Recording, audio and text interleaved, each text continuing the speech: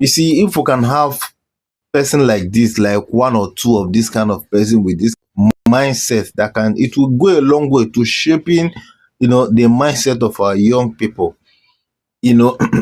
So let's watch this video and see what Dele Farotimi said about Peter Obi, how he dissected, the crisis even in Labour Party. It's very, very, very easy and very understandable. Just watch this video. Let's analyze it together. I saw what happened with Kenneth Okonkwo, who said he no longer speaks for Peter Obi because he doesn't think that he has the grit and the firmness to be able to handle issues. Are you still with Peter Obi? Do you hold similar notion, or what do you make of that kind of situation where he thinks what is going on in the Labour Party needed a firm and a very, very strong handling, but he didn't see that that Peter Obi was able to handle that situation the manner in which he did. Are you also disappointed with what is happening in the Labour Party? Let me say this. What is happening in the Labour Party is, for me, the noise next door. I'm not a member of the Labour Party, and I have labored to make this clear before the election, during the election, and after the election. I have not concerned myself with what is happening in the Labour Party. Correct. Kenneth joined the Labour Party, so it was his business what was happening there. It's none of my business, and I've not made it my business. I'm not a politician. I'm a citizen of a country that is not yet born, a victim of Nigeria looking to have a better country in the future. Peter Obi is a man that I admire a lot. I don't expect him to dictate what should happen in the Labour Party. When did he join them? The Labour Party is a party. It's not, I believe that if it's a party, to an extent, they would have to find a democratic means of resolving their differences. Peter Obi is not in a position to dictate the terms of their settlement to them, and I don't expect him to. Obviously, Kenneth Okonkwo has a different understanding of what Peter Obi's response should have been. He is a politician, just like Peter Obi is a politician. They are the ones who decide what political tactics works for them as politicians. Me, I'm not a politician. As of today, if there were to be a presidential election, Peter Obi is the person I'll still queue behind, because I believe in his capacity to take Nigeria in a non-violent manner to the revolution that I desire. I wish to see Nigeria turn around, and I don't want to see that happening violently. And I believe that Peter Obi has the mass appeal and the capacity to unite this country behind a vision for a better future. That is the basis. As at today, I don't know what he might do tomorrow that might change my mind.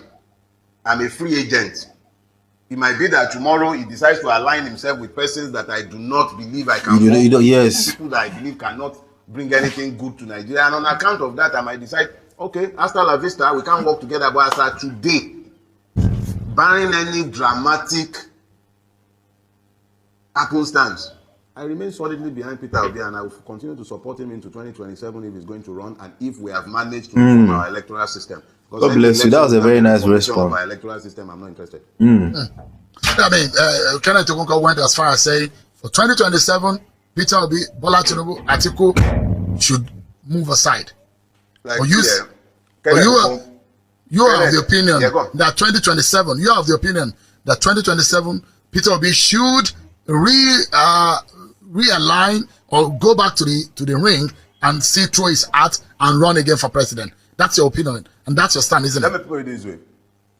Peter Obi did not lose the last election. At all. Peter Obi won the last election. God bless you, sir. The judiciary performed their magic. Thank God. 2027, there will be no election without a reformation of our electoral system. Very simple. If the electoral system is not reformed to ensure that beavers and electronic transmission from the polling unit becomes compulsory, I would not even bother to participate in that election. Because you can be sure that Tinubu was not in power, that ran and slashed and grabbed it. How much more when he's in power? 2027 election result written. A Tinubu that will be busy appointing weakest man as electoral commissioner. The most violent election rigger in Nigeria today, openly, is Wike. That is the person whose proxy was being appointed. That's a weighty allegation. It's not an allegation. That's a weighty allegation. I said it because it's on video now. It's on the internet now. Not being politically correct. There are multiple videos and audios of Wike enforcing his political will in Rivers State over and above the sovereign will of the people of that state. Very good. Violently too.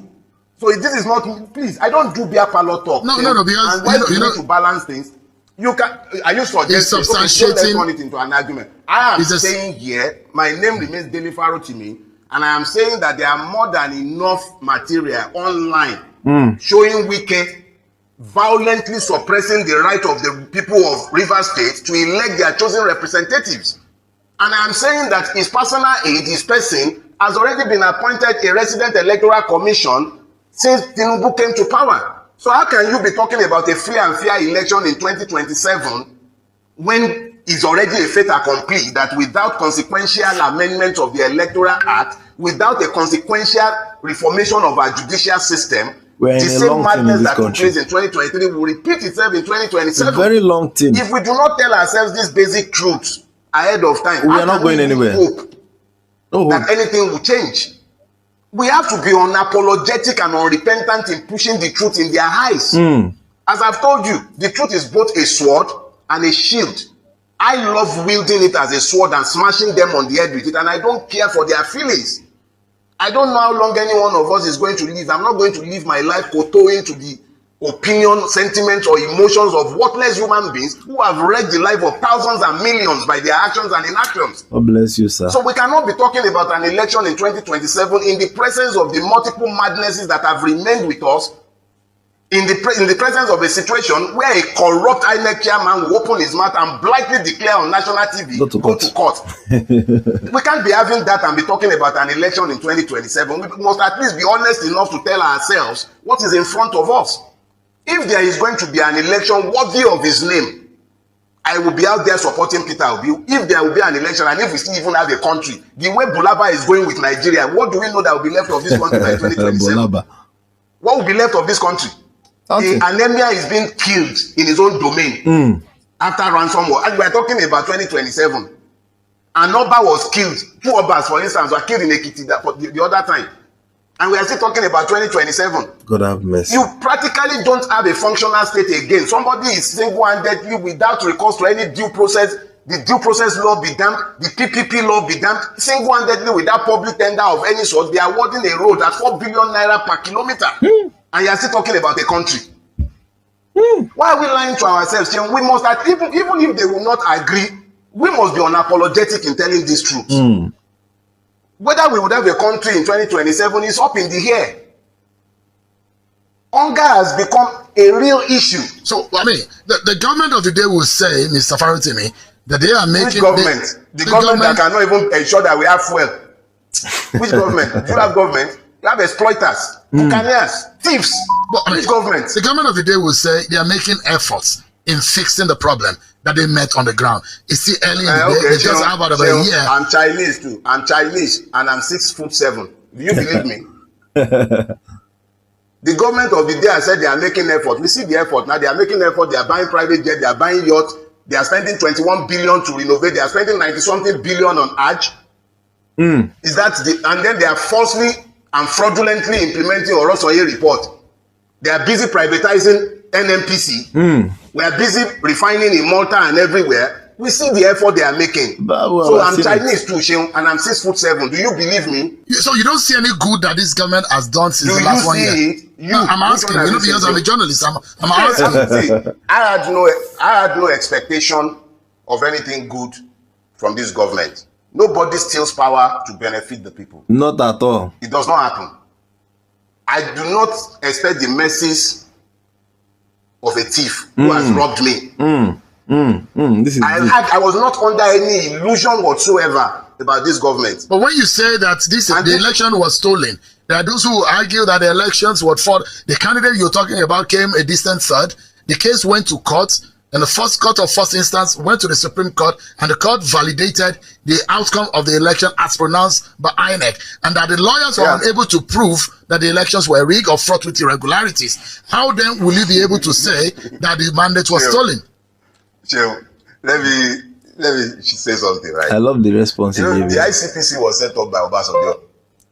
ICPC said that as of 2018 to 2020, 9.45 billion was paid as bribes to lawyers by lawyers to judges. I didn't say that. There was this kind of day just said judges are becoming billionaires because they are sitting on electoral tribunals. Daily Farotimi didn't say that. If you believe for 1 second that the Nigerian judiciary did justice in the 2023 election cycle. I have dollars to sell to you. Just bring money, let's go and buy chemical. What I will say to you is this, yo.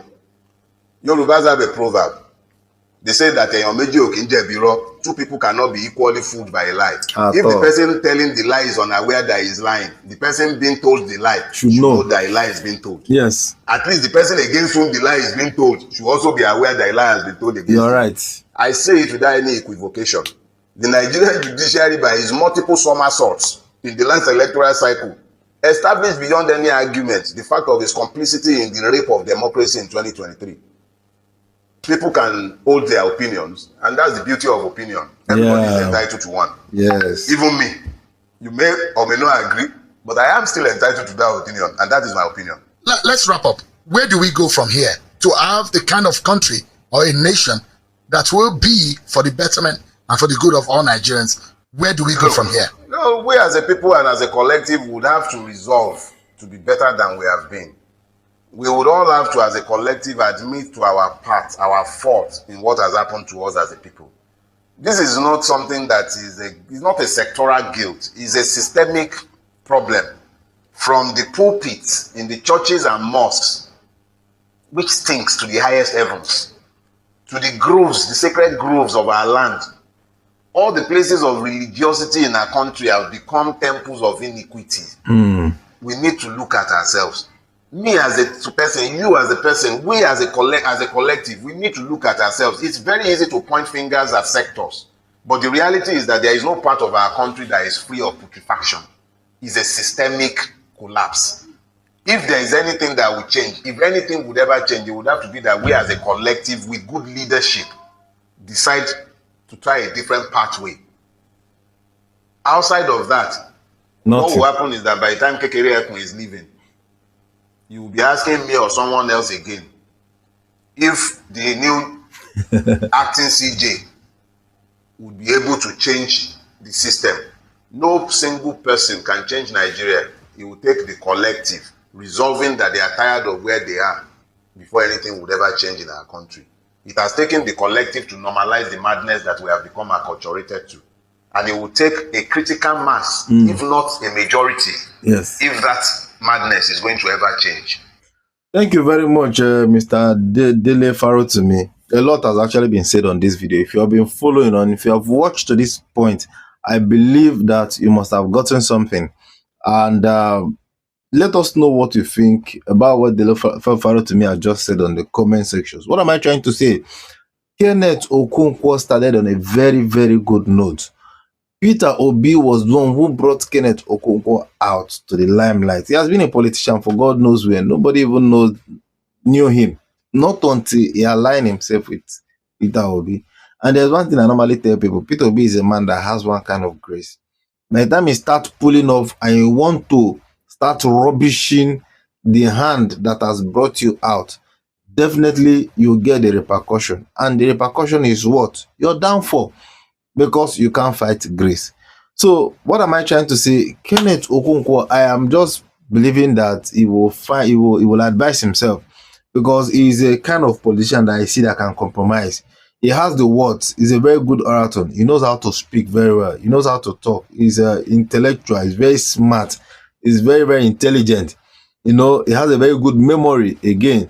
And he can convince. He has the word that can convince you. But I think he should learn how to use it in the right way, just like he has started. When he started on a very good note. And at a point, I was getting confused. I was getting perplexed. I was like, does it mean that Kenneth Okonkwo now does not understand, Peter Obi?